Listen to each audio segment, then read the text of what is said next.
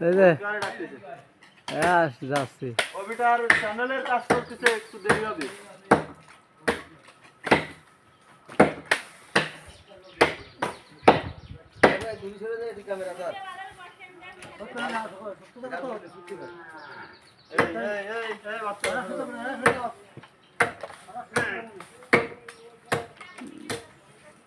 ওই গাড়ি ঠেক দিয়ে দে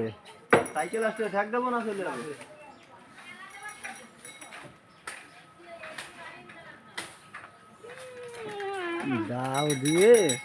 দাও দিয়ে তো বড় লক্কা ঠেলা হলো